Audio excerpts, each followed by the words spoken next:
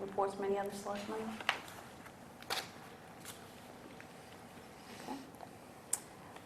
Tonight's committee report is the R.S.U. 57, and we have Mrs. Faith here from the school board to give us a report. Well, I just have to lower the microphone. There hasn't been a lot going on, obviously, because we've been in summer break. So it's been the basic operation of the schools during the summer. The administrators right now are in retreat at the middle school, and not right this minute, I'm sure they've gone home, but they're going through what to expect this year. We, of course, have heard talks in the wind of a curtailment that will be coming in mid-year, which, you know, as you stated earlier, we're bare bones. There's not a lot left to cut, so it will be another difficult year for cuts. I do know there's been some hiring that has happened during the summer, not because we've had extra positions, but because some people have moved on to other locations, and there has been a minimal amount of hiring that has happened during the summer with interview committees going on. The board begins meeting on its regular meetings next week, the 25th of August, and at that point in time, that's a business meeting combined with a regular board meeting, and during our business meeting we choose our committees for the year, and it's based on seniority within the towns. So in the town of Waterboro, Mary Ross is the most senior person on the school board, so she has first right to choose her committees, and then I come second, and then unfortunately Heather Silva gets the two committees that nobody chose. So that will happen next week, and we'll begin our regular democracy. I know, it's a beautiful thing. So we'll begin that next week, and then it will be our regular every second and fourth Wednesday of the month, barring any holidays, at 7 p.m. We are going back to moving the school board meetings around. When we opened the new middle school, we chose to move the school board meetings to the new middle school library because it was a nicer space. Some of the board members at the end of last school year felt that what it does is it disconnects people, say, from the Waterboro that aren't familiar with the Shapley Elementary School. And so we will begin moving those board meetings around and going to all 7 of the schools in the district. And when the agenda is posted, it will be posted with the location, obviously, on there. And so it's not to preclude anyone from attending. It is to maybe encourage people from the more outlying communities to come to a closer location, and for the board members to make sure they're familiar with the other schools and the facilities. Because as we continue to go through our difficult budget times, it'll be important for the board members to understand the facilities and what work may need to be done and what may need to be postponed, and where we stand in the Plant Management Association of it. So really, other than that, I don't have a lot to report as far as the goings-on of the board. Opening day for the teachers will be the 25th, which is a week from tomorrow, and I will be there as a representative from the board to greet the teachers, and they will have in-service. The first day of school for the students will be the 31st of August. Another thing that I did want to mention, and Mr. Wagner is here and I'm sure could answer questions much better than I regarding this, is that there is going to be some initiation at the state level to look at the EPS formula, which is the Essential Programs and Services formula. It's been sort of a mystery to all of us as to how that is factored, and I don't think really anybody knows how it's factored, but it has hurt us significantly in this district.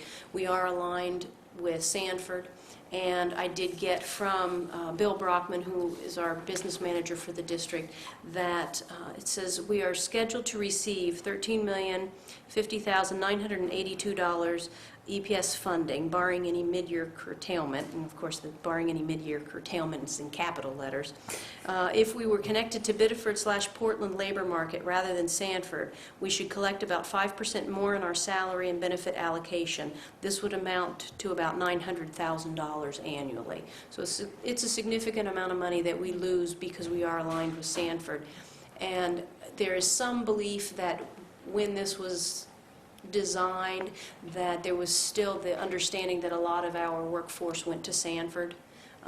with the plants, not necessarily the mills, because the mills have been closed for some time, but with the plants that were down there. But in the more recent economic times, the reality is that the workforce that lives in Waterboro tends to head in the Saco, Biddeford, or Portland direction for work, and not to Sanford. So we've been trying for a couple of years to ask for realignment, and the last word we got was no, they weren't going to do that. But now there is this proposal, LD 551, where they will take a look at this EPS formula. And as I said, Representative Wagner can answer a lot more questions about it than I can. But the request is to make it more understandable. Why are they aligning towns the way they are? Why are they handing out the funding the way that they do? And it makes it more consistent and understandable for the school districts. In the recent cuts that we had, we were, I believe, the third largest cut in the state. And when we got a little bit of money back because the federal government gave us some money, we certainly weren't third to get money back. So we've been hurt numerous times because of our EPS formula and our funding. And what we're hoping is, as this progresses, we can have a point of contact in Augusta where the municipalities, the local citizenry can contact as this process moves and state how important it is that, we be aligned properly and how much this is hurting us every year. And I'm glad that you brought up about the meeting that you had and the communication between Senator Courtney and the lack of understanding of what's going on at a local level. I know our superintendent, Mr. Sherburne, keeps on top of those things relatively well, but it would bear repeating at the board level that as we go through the process of what I'm sure will be another curtailment and the budget issues, that we let Augusta know how many people have just lost their jobs, how many programs we had to cut, and make it, put more of a face on it. But this step will be very important. And Mr. Wagner sent me some information, and that the State Treasurer, Dave Lemoyne, is probably the most, or says that the Maine Revenue Services as the most appropriate bureau to which suggestions to include data on especially foreclosures and short sales. So as we look at that portion of the town, that can make a huge adjustment in the EPS formula. So whether that's something that is calculated now and needs to be outlined differently, or whether it's something that isn't calculated in the taxation portion of it, that could help the town a lot as well. So on that line, I guess I would suggest if you had any questions, you're better to direct them to Representative Wagner. But other than what I've already reported on the school board, there isn't much to report because we haven't seen each other since June 11th for the most part. So. Great. Thank you. Certainly. Joe, do you want to? Excuse me, I have a couple of questions. Sure. Could you fill me in on the drinking water status at the Waterboro Elementary School? To my understanding, they were still going through testing, and it is still currently being brought in as bottled water. I have not asked on that, and they have not reported on that since the end of the school year. Whether there have been improvements made over the summer or any inroads on that, I am not aware of that at this point. I most certainly could find that out next week at the board meeting and could email you with that information if you'd I like. think Joe has some information on that probably. Has that been going on for over a year or a year? Oh, yes. Yeah. 2 years? Mm-hmm. All right. Second thing, the Transfer Station Recycling Committee would like you, one of the representatives from the school board, to come to one of our meetings Okay. to discuss, I don't know what your costs are for disposal and transportation of waste, trash, okay? We'd like to talk about recycling Okay. and how much the district could save if they recycle.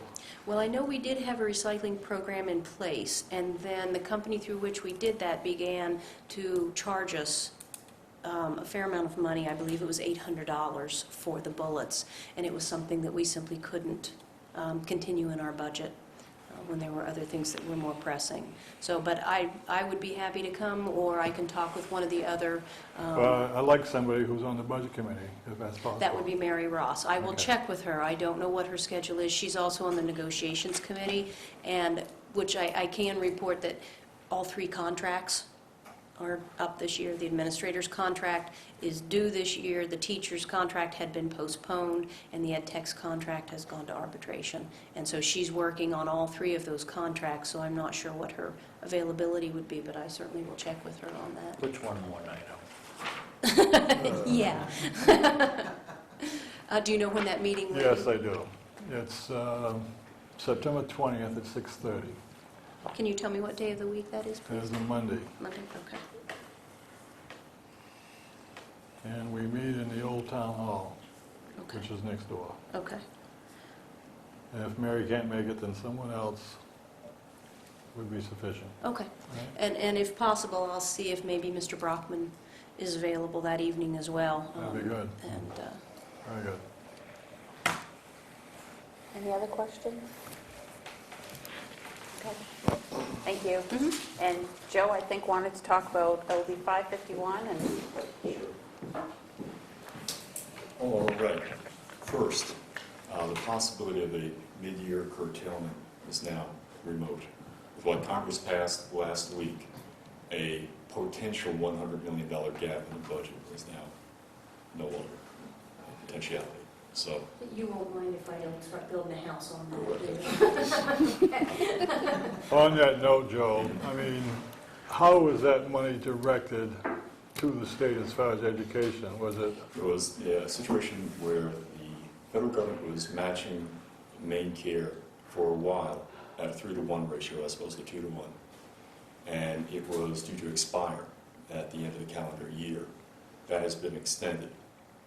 That will cover what we had planned for the entirety of the biennial budget. So, and Senator Snowe and Senator Collins were reticent to support that until there was some indication as to where that money was going to come from, as opposed to increase the national debt. And they made some adjustments in terms of the tax system, and that provided money for that bill that they passed and was signed this week. but my question is, the money's coming to Maine, okay? X number of dollars for education, X number of dollars for whatever else, right? Who decides where the money's going for education? Okay, my understanding is going to be the governor's office in terms of the use. I was just talking to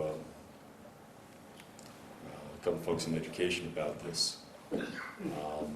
Whether or not the money could be used, for example, in our purposes here in R.S.U. 57 for incentivizing early retirement, that's left to be seen.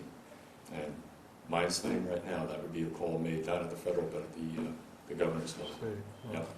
So, I'm speaking to David Farmer on his staff about that, put into the picture. All right. Funding is good for a year, and then we face the same issue in the next fiscal year. Well, in that case, if you could incentivize early retirement, those who are, say, at the age 62 and need a little bit of help in terms of medical coverage until they hit 65 in Medicare, they could receive at least an amount that could help them pay for that over the next couple of years. So, But then there's the whole issue with the state I and the like retirement pensions. I'd like to- yes. Yeah. Yes. When they get that, I'll like some of that bridge money. Well, that rather optimistic 7.5% return that they are banking on, that's an interesting projection. 551 is essentially how to explain EPS to the taxpayer. EPS 101, as is called to me by David Silverdale in the Education Department. Now, 551, they've just done some basic discussion on so far. I was talking to him about that today. Nothing beyond discussion stages. Now, 1686 was a bill that requires a work group that has yet to be organized with the Department of Education to see whether or not non-state mandated debt service should be pulled out of EPS If so, Mr. Brockman told me that would mean about $200,000 to R.S.U. 57. This was an idea that Representative Rotundo pushed, and again, it's in the examination stages right now. Once they have the work group in place, and to make a few appearances and to make the pitch that this is a good thing for not just one, but many school districts. All right.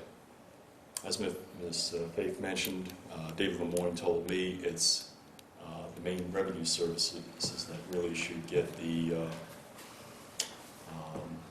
directed, concentrated suggestion that when they do the valuations, that foreclosures, distressed sales be included in those computations. Now, Ms. Daigle, when you do your annual abstract, is there anything in that you send to the main revenue services that accounts for depreciated values because of foreclosures and such? No, actually, we're instructed by the Department of Revenue now to disregard short sales and foreclosures. No. So they're not included. No. David Lemoyne thinks that this is an interesting idea. Jerry Gerard of Maine Revenue Services thinks it's an interesting idea, and so does David Silvernail of the Maine Education Policy Research Institute. So at least what I'm trying to do is get some buzz going here so it can be maybe considered down the road for some other communities. For the labor market situation, again, the Federal Office of Management and Budget in 06 put us in, with the exception, I think, of Newfield, in the Portland, Biddeford, South Portland labor market. And when I asked why has the computation not been updated, the response I got back from the Education Committee members is, well, if we do that, there'll be decreases to other school districts. Yep. Okay. At the same time, we're using outdated data. If we're going to use this formula, why not And use who what would is those other districts be? My goodness. Well, when Ms. Faith, I hope you don't mind me just correcting one thing. We didn't come in third in the last curve count. We came in second, only to Brunswick. They ranked number one because the base closed. And whereas we were decreased by $2 million, a certain coastal community with the initial CE, Not to be named. not to be named, I'll just leave it at that, received an augmentation of $250,000. Yeah, it's based on the EPS formula. The two things that were going against us mainly were decrease in enrollment and also the higher valuations that occurred just before the housing market tanked. And as for the elementary school and water, I had a meeting with Frank Sherman and Steve Levy a couple weeks ago and discussed how much it's costing the school district and what USDA programs might be able to cover at least a portion of the cost of running the water district line out to the elementary school. And debt service on that would be, according to Mr. Levy, less than what the school district is paying Palm Spring for bottled water right now. So significantly less. So that's in the talking stages. Yeah, well, what is the issue with the water? What did the test come back? Is it arsenic or As what? I recall, it is not so much the well, it is possibly the piping that is causing the situation. What's even particularly strange, it sort of has a phantom aspect to it. Sometimes it shows up in the art room, sometimes it travels to another room. And because of that situation, to be on the safe side, bottled water has been used. Well, I don't see how the piping, if it's not removed, the source of the water is not going to change. I mean, you can change wells, okay, but if the piping is internal, I mean, what's going to change if it's the piping? I think the answer, David, is they don't know what. And it's certainly not because of the flooding, so, because the engineer said it was fine. So at least that connection has been made between Mr. Levy, the Maine Rural Water Association, and R.S.U. 57. And they'd be looking at coming from the middle school over to the elementary school. which affords the opportunity for the folks in the Oak Lane and drive area to hook on as well. So that's what I got. Any questions? This $100 million that Congress is funneling into Maine for education, No. how is that going to impact the $1 billion shortfall that they're supposed to have in the budget that was indicated earlier Okay. in the Now, discussion? the $100 million I was speaking of would be a deficit in main care. And if that was to have occurred, then some adjustments would have to be made across the board in education to adjust for that shortfall. So it's not $100 million for education, it's $100 million for main care in particular. Second part of the So question technically reduces the amount that Maine would have to use to support That's right. Maine care, That's right. but we're still going to That's have their this, federal match. but we're still going to have this $1 billion shortfall in the budget. In terms of what is constitutionally required in terms of contributions to the pension system, that's something that has to be addressed. And it dates back to the 70s and 80s when the legislature, for whatever reason, just didn't pay into the pension fund. That was the reason for the constitutional amendment to require payment to that pension fund. I recall that period of time because I was in the Maine State Retirement System, as were a lot of other police officers throughout the state. And because there was such a decline in that, a lot of us pulled out of it and went into other things. And now they're shoring it up again. More people are gravitating back towards the Maine State Retirement System. Now all of a sudden they're dangling the strings and saying it's in trouble again. Trouble in the sense that there's a required amount to be contributed every year, and the more that amount is, the less there is for everything else. But this will probably go the way of the education, where they said that they were going to fund it 55%, and they haven't done it since the bill passed. Money isn't there, revenue is coming in. Obligation unfulfilled, true. Issue is it solves the problem for 1 1 year. 1 year. And then the next year, you have the same issue. Thank you, Joe. Thank you. Okay, moving on. Could I just add one thing? I forgot to, that the winter drawdown level on Ospey Lake is going to be in October 1st this year. This is the year that it starts earlier. And I did contact Charlie Brown at Sebago to have him come out. And just for one moment, I want to thank you for the school report. I understand, we can see that you're leaving, and I wanted to make sure that you got a thank you from us. We appreciate it. You're welcome. I'm sure next time I'll have more to report. Thank you. And if there's Thank you. ever anything in particular that you would like to receive information on, if you can email me maybe a week in advance, you can go to the district's website, my email is there, and you can email me and I'll gather the information and we'll try and bring it for you when I come. So that way if you have specific questions, I'm more likely to be able to answer those then. Okay, Okay? thank you. You're welcome. Thank you, Nancy, for allowing me to interrupt. So I sent a message to Charlie Brown telling him if he's coming out for the pre-bid Monday to take a look at the gates at the dam, because the water is low enough now that he's going to be able to get a good look at them. Good. So possibly when it really drops, then maybe get them fixed. This is also the year that we draw down Yes. the lake further. Yes. And with as dry and low as it already is, it'll be substantial. Mhm. Okay. New business, discuss, vote on the tax rate. So we have the figures from Jerry.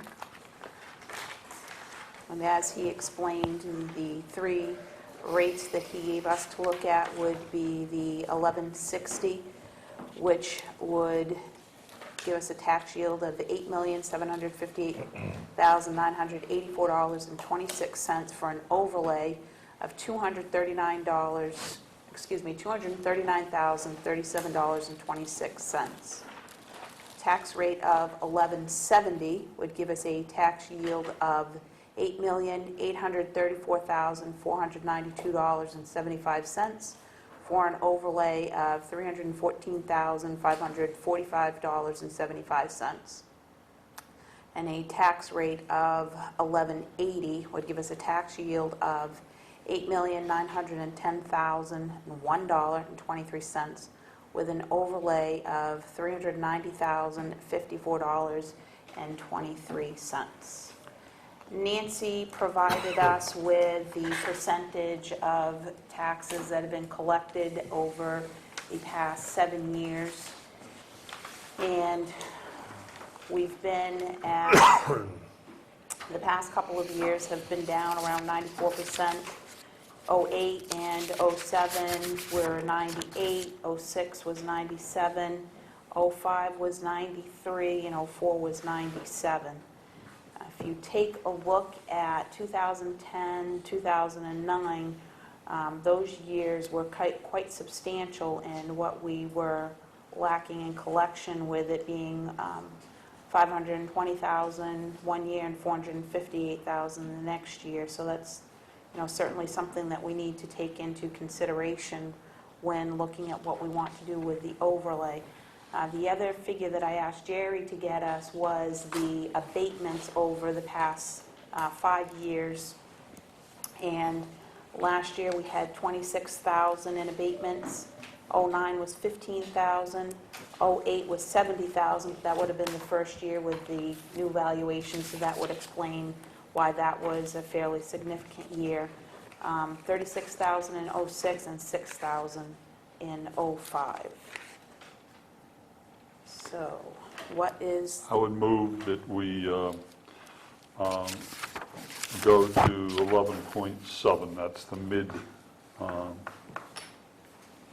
amount. We have had a little over a 1% increase in taxable valuation, so that's a little bit of an increase in income there, which would offset some of the overlay. So I move that we go with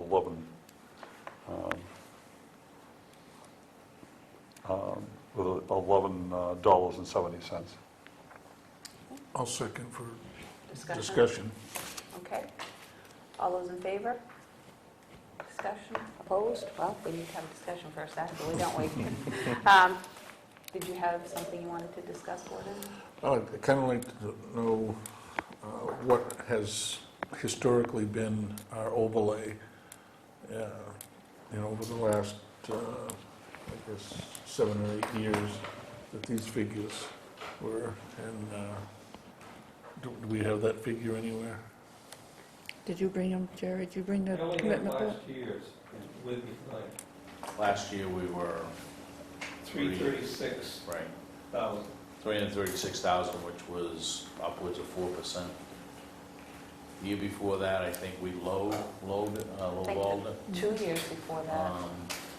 And what that does is that if you use any unappropriated surplus or the funds don't come in the way that you expect, your fund balance drops.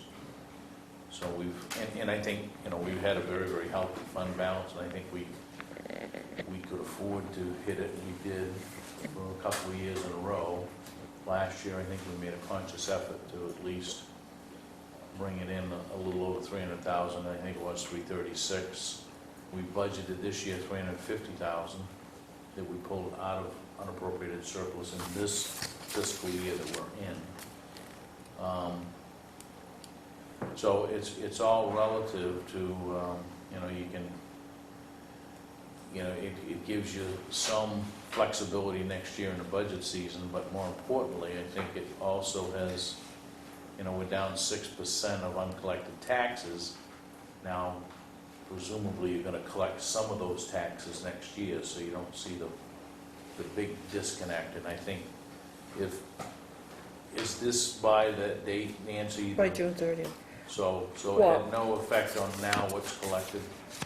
And only if for we the, looked at 2008 taxes, we're probably 100% collected. right, from '04 to '09, it was taken right out of the audit book. All right, so eventually we collect most of it, right? There might be 0.5% or whatever that, but it really becomes an issue of, you know, a whole host of things do you want the overlay for, right? It buffers the cash flow a little bit.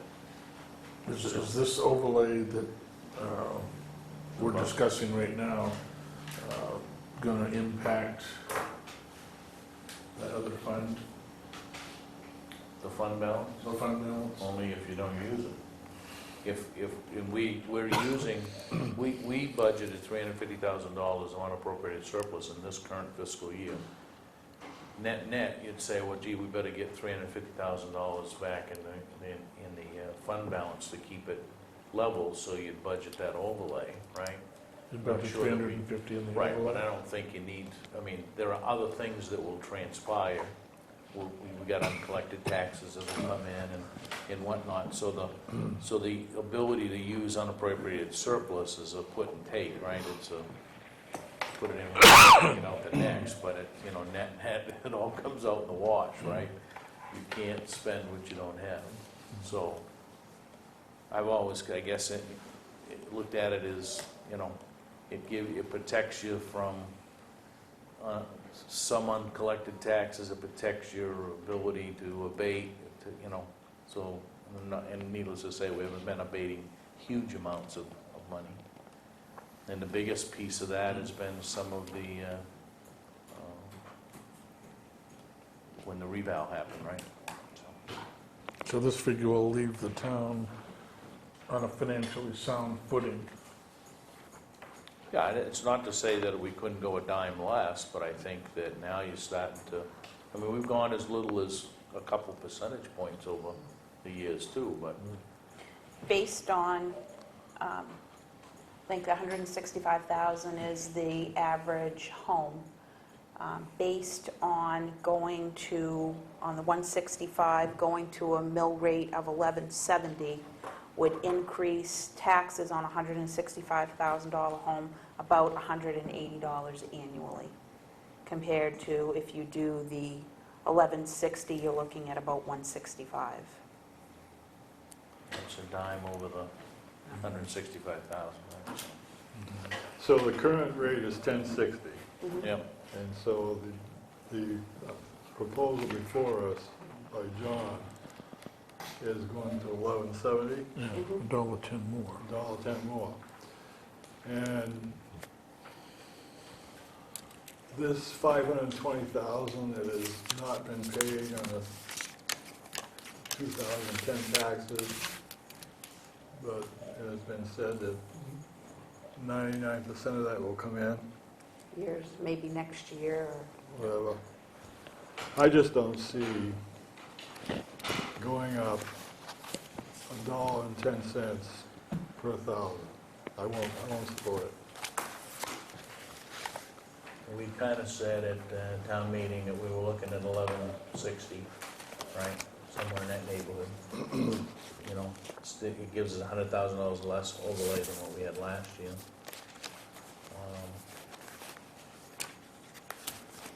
You know, there's a whole couple of schools of thought, right, on how much overlay you roll in here. But it,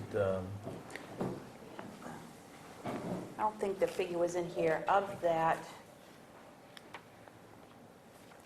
the tax bill, what percentage was the school? We have to keep in mind that we had a significant increase in the school budget this year. So that's a big hunk of the increase is related to the school budget. Then you have the hit to the county tax. County tax went up a little bit as well. And Sharon's going to record tomorrow 250 liens. And that compares to, She says I think she said it was a little less than last year. Less. I know that we're experiencing another wave of foreclosures.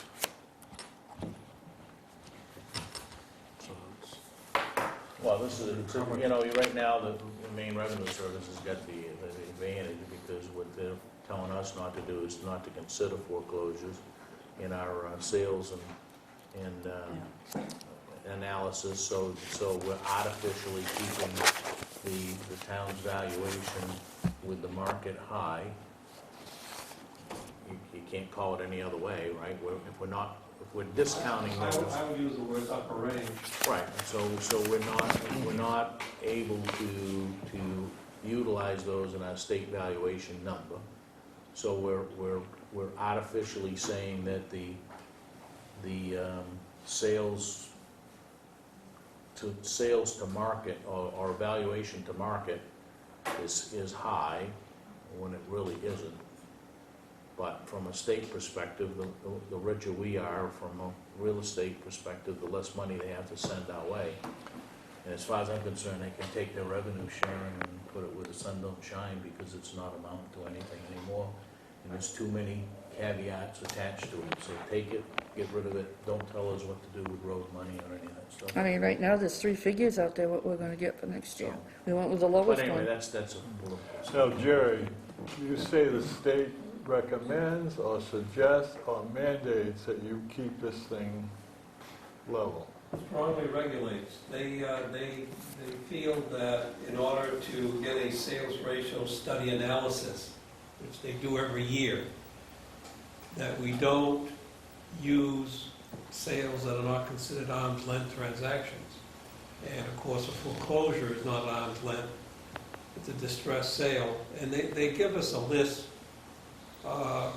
instructions, if you will, Department of Revenue. And they tell us, do not use bankruptcy, do not use foreclosure, do not use distressed sales, family sales, those kinds of things. So it's been a practice since I've been in business, which has been a long time. Okay, now, when they say do not, that is mandated or suggested? It's part of completing the state analysis. You don't use those. I know, that still doesn't answer my Well, question. it's in their guidelines, do not use. Guidelines. Yeah. It's a hard line from the state that you do not use those in the state Well, valuation. what if we do? They'll come down and take them They'll- out. they'll- And State then will we're, take then them we'll be all, They're gonna tell us what our net worth is anyway. Remember, it's a state analysis report. They ask us to help provide filling in the report, but before they come here to Waterboro, it's already been computerized, and they pretty much know which sales they're gonna use and what our town valuation is, if you will. It never used to be that way, but I think since computers came in and sales are computerized, and they get all of the sale transactions in Augusta, so they pretty much know by the month what the value of any town is. The other thing I think is that, you know, as you suggest, it's always been that way. However, there is a heck of a lot more bankruptcies and foreclosures and short sales and everything that today than we've ever seen historically, right? So it's having a bigger impact. But, I mean, I've had that argument with those guys forever, that they're artificially keeping municipalities' valuations high, and that's a win for the state. I've talked to some appraisers that feel that with all the foreclosures and bank sales, short sales, that could become the norm. And I think that's what Joe is talking about. And if it does become the norm, and the state takes the direction of us now using the foreclosure sales, it will reduce the value of the town. It will also follow up the range that we've been trying to keep. And it may be that we will probably be in a position that we would have to devalue some properties. It'll throw the thing off for us, So but it will lower it. problem is when you devalue one side of the properties, you're gonna raise it on the other side, because net, you're gonna raise the same amount of dollars. Exactly. It doesn't change the revenue stream, just changes it from your pocket to my pocket. But from what I understand too, the homestead exemption monies are being reduced, correct? Correct. So we've got people that are not only going to be facing an increase in the tax burden of, if we go with this, of $1.10, But they're essentially gonna be hit with a double whammy if they got homestead exemption before. Now they're gonna have to pay that plus this on top of it? Is that how that works? I think they were talking 40 last to night about $50. that, $40 to $50 per household.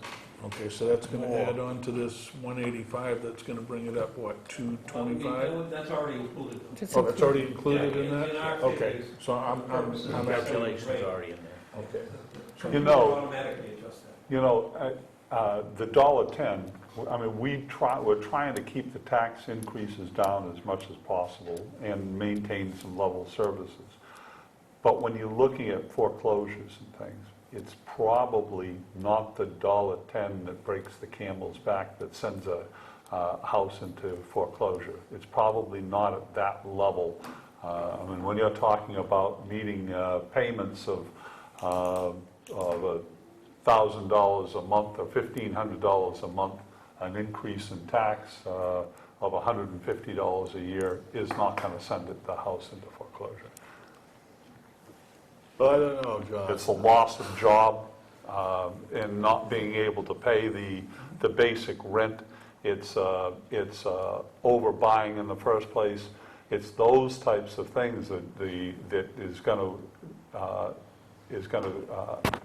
that a person's unable to meet their payments. But at $10 a month, $15 a month on taxes increase does not send a house into foreclosure. No, If it was only the $10 a month on the taxes, property tax would be great. But you know what? You go out there and there's 10 here, there's 10 there, there's 10 there. Yep. And it's like fleecing of America. They talk about prices haven't gone up. I don't know where the hell they live or where they buy their groceries or anything else. But my cost of living has gone up. And it's not just taxes, it's everything. And it adds up and it hurts. Oh, yeah. I think, you didn't have the benefit of, when we were working on the budget this year, participating in those discussions. And I think we knew when we were going through that exercise that based on what we were going to be seeing for a school increase, knowing that we were going to have the county increases, we were anticipating approximately $1 on the mill rate for this fiscal year. So I don't think that's any surprise. Is there, so we have a motion on the floor for the 1170. We have a second. Is there any further discussion?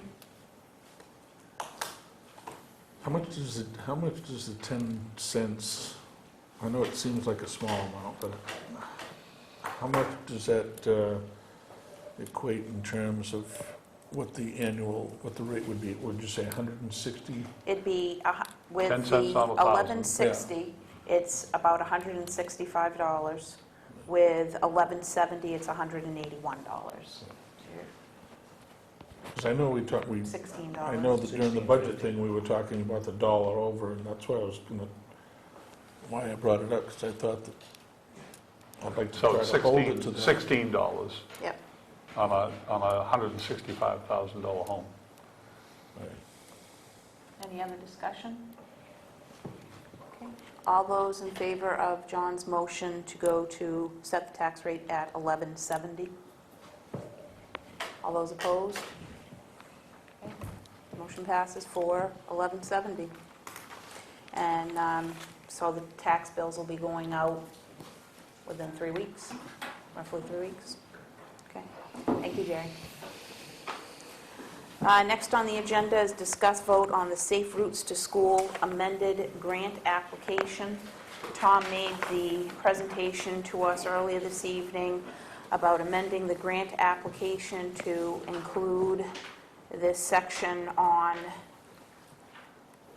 what we were provided, which would be the red that he's circled. It would require that we have a local match, which could be in-kind labor, earth materials, management, etc., of $57,000 if this was to pass exactly as presented. If it was to pass, go to committee. Committee could also shorten the length of this or change where the sidewalks would go. What Tom is looking for from us is a vote from the board to put in the amended application to include that new section. If we choose not to, then the application would stay in as it was turned in about a month or so ago. You just confused me. The project as it is submitted is $237,747, which means that the total local match would be $57,000. If we go to adding the 1,200 lineal feet, it goes to $340,000 plus or minus. Okay, I was looking at the wrong So, side. and 20% of that's about 68,000 Yep. local match, right? Okay. Now, if this grant comes in, and we're looking at this match, would this start in this year's budget and possibly go over to next year's budget? So we'd have possibly two budgets to come up with a match? To answer that question, it would be a command decision on the part of the Board of Selectmen. Announcements, as of last week, have been set for March 2011. So with the bidding process and all the details, because this is a federal/state project, it would take at least 90 days to do all that, the bidding process. So we'd be looking at it as a fiscal, your next fiscal year. So would the could stage it. awards say that you've got this grant and it has to be completed by X date? Like Gary and, Generally, there's about a year latitude. Right. So it's likely, if the selectmen wanted it to fall into your next fiscal year, you could do a startup after town meeting. and if we wanted it to fall in the next 2 fiscal years? Could we drag it out? You could drag it out. The problem is then it starts to, your budget analysis, your line items get out of kilter. Things could skyrocket in terms of materials or labor. And because it falls under federal requirements, we have to follow things like Davis-Bacon and all those details that can complicate an application. For myself, it would make me nervous to push it too far into FY12. So the bottom line is what we're really talking about is an additional $11,000 in local match. Correct. So given that, I would move that we approve the amendment of, give Tom the authority to amend the grant submission for the additional 1,200 feet. I second that. Any Question, discussion? Tom, is this the additional 1,200 feet here, or what are we looking at here? That's the area that is This is here, circled yeah, here. okay. That's 1,200, approximately 1,200 linear feet. Okay. Just to amplify the importance of this, the state did quite specifically say that this would strengthen our application by making this amendment. I can see why it does that. It brings, for one thing, it brings the sidewalk down to the school road, and it brings it by a subdivision that may have several students that are going to be walking that. Exactly. So it makes sense. Initially, we were being very precautious not to exceed that $250,000 ceiling that they had talked about. So this is quite unusual for the state to come in and encourage us to exceed the ceiling. So we had the motion and the second. All those in favor? Okay, very good. Thank you very much. Thank you, Tom. Next on the agenda is discuss the vote mitigation plan. This would be the document that Pam LaRue provided to us last week to supplement the county mitigation plan. So moved. Is there a second? Second. All those in favor? Okay. Discuss medical marijuana moratorium workshop with the planning board. Tomorrow night, we are meeting with the planning board to discuss the medical marijuana moratorium on dispensaries. And I wanted to put this on the agenda this evening to see if there was any discussion we needed to have prior to meeting with the planning board tomorrow night and make sure that everybody is going to be there, or are we all set to just go and meet with the planning board tomorrow night? There's been a pretty informative set of articles in the Portland Press Herald recently on this. So I think it behooves us to read those articles going in, because there's some pretty good guidelines set up there from successful communities in California and those that haven't been successful. There's an article in this month's issue about the Maine Townsman as well, that has to do with the medical marijuana issue. And if you look online and you do any research about the 15 states that currently have medical marijuana dispensary laws, and most of them have only been in place for the past couple of years, so there's not a lot of extensive data, but you can find pros and cons to the impact that it's had on neighborhoods or not had on neighborhoods. So, What is the deliverable that we're looking for out of this workshop? well, we have the moratorium in place because we do not have anything that Well, what are we Considers. looking for the planning board to do for us? I think Or we need do- their opinion so we can write, see if we need So to this change is any really zoning just or a- ordinance. It's just a feedback session? We don't have a moratorium yet. No. We have the language for We have the one. language, but we haven't. So this is just to get planning board's input in their thoughts? Yep. We don't have a moratorium, correct? No. Correct. All we did was to vote affirmative that we were going to pursue a moratorium, which at least drove a stake in the ground relative to a date.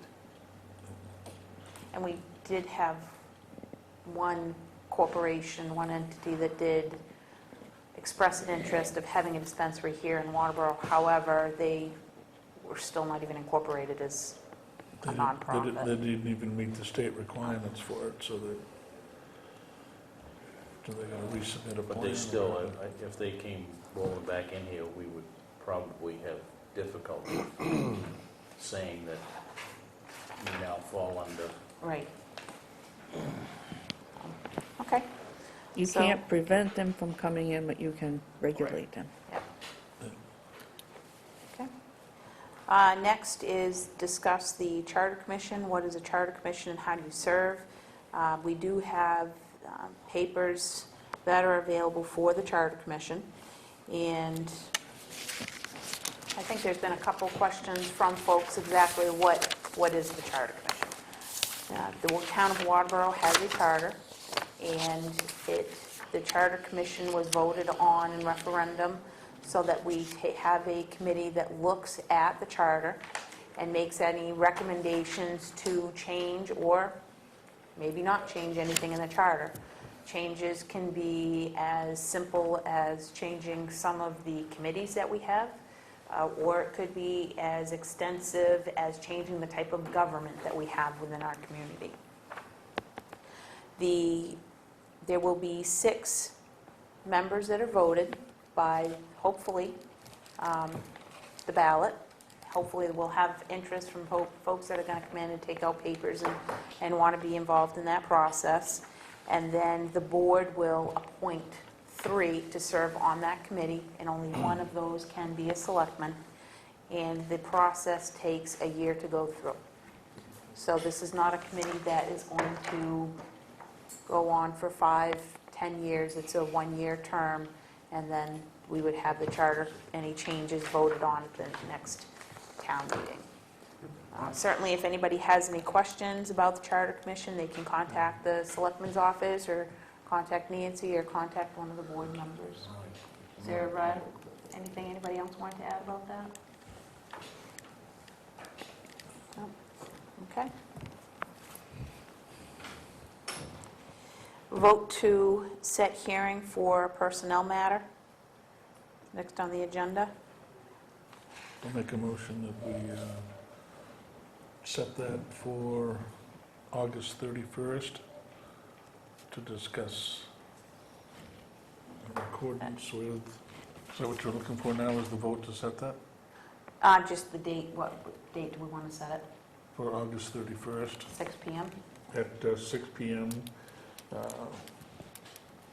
unless otherwise indicated, would be by executive session pursuant to 1 M.R.S.A. 405 6A personnel matter dealing with the town clerk. Is there a second?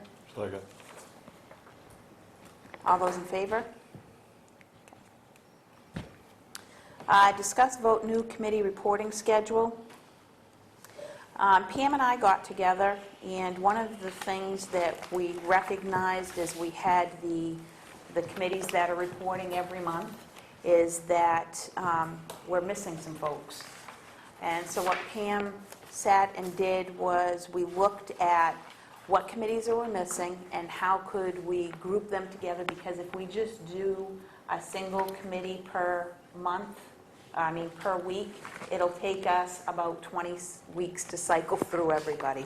So the proposal that was in the packets this week took into consideration like groups.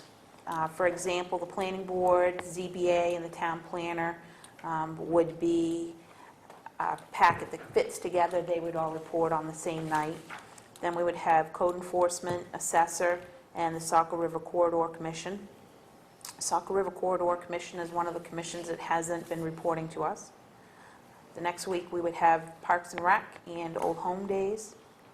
Then we would have the Saco River Cable TV Board, Saco River Community TV and the Cable TV Committee. Following week would be Road Review and the Road Commissioner. Then we'd have R.S.U. 57.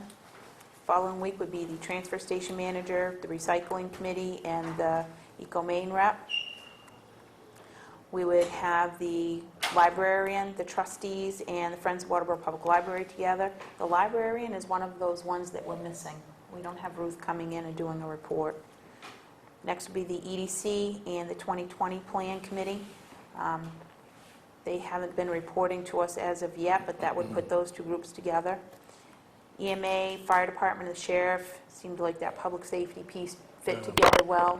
The Fire Department is one of those ones that we're missing out on coming in and reporting on a regular basis. Next would be the Finance Committee and the Treasurer. And the last week would be staff reports from the motor vehicle agent, the tax collector, town clerk, and general assistants.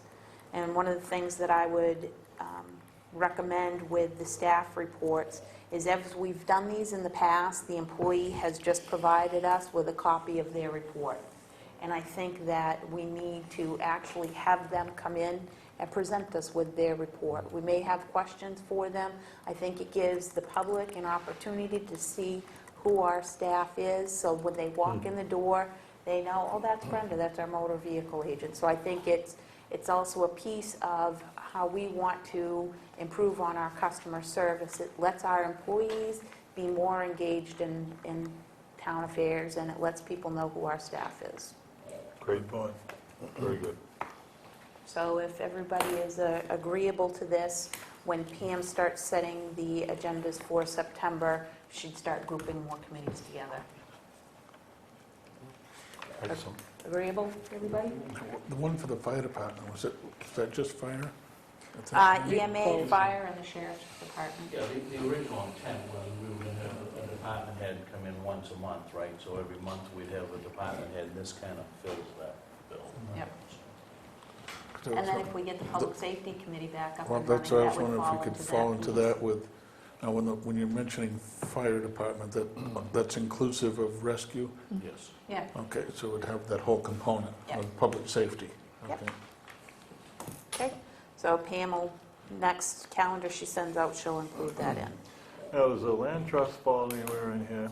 Or is that Land separate? Trust is not a town committee. Okay. It's its own nonprofit.